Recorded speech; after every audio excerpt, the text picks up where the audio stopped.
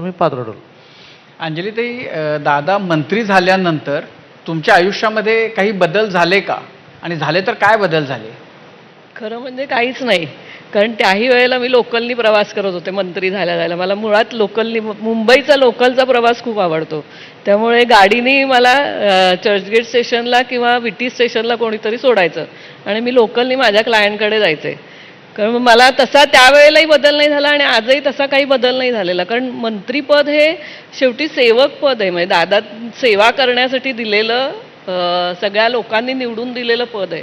त्यामुळे त्याच्यात आपल्यात काही बदल व्हावा असं मला नाही वाटलं कधी आणि केलाही नाही मी अजून तरी. म्हणजे आजही मी महालक्ष्मीने आले. नाही, पण मधल्या काही काळ असा होता की दादा काहीही बोलले की त्यांना कॉन्ट्रावर्सी व्हायची आणि त्याच्यानंतर त्यांनी अचानक सगळं बोलणं बंदच करून टाकलं. तर त्यांचं बोलणं बंद होण्यामध्ये तुमचा काही वाटा आहे का? तुम्हाला असं वाटतंय? असं अजिबात नाही. आजही त्यांचं ते काही बोलले तरी कॉन्ट्रावर्सीज होते. हा प्रॉब्लेम आहे आपल्याकडे. पण का होतं असं घरामध्ये तर होतं. त्यांची होते असं नाही, सगळ्यांचीच होते. त्यामुळे हे काही वेगळ्या त्याला अपवाद आहेत असं नाही मला वाटत आहे.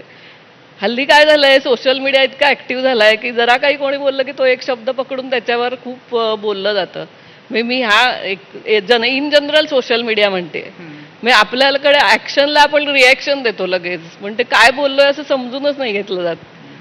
पण मग आता जेव्हा ते कॉन्ट्रावर्सीजमध्ये अडकतात तेव्हा तुमची भूमिका किंवा तुमची भावना काय असते अशा वेळेला? का तुम्ही सोडून देता तुमचं तुम्ही बघा? नाही, मी असं म्हणते की हे असं म्हटलेलेच नसणार. कारण मला माहिती आहे आधी काहीतरी बोललेत आणि नंतर काहीतरी बोललंय. अशीच माझी भूमिका असते. सोडून द्या, नाही मग ते सोडून द्याच म्हणायला लागतं. म्हणजे त्याच्यावर करणार काय, मी काय रिॲक्ट होणार? पण म्हणजे मधल्या काळामध्ये ज्या काही झाल्या तर म्हणजे खूप त्रास झाला असं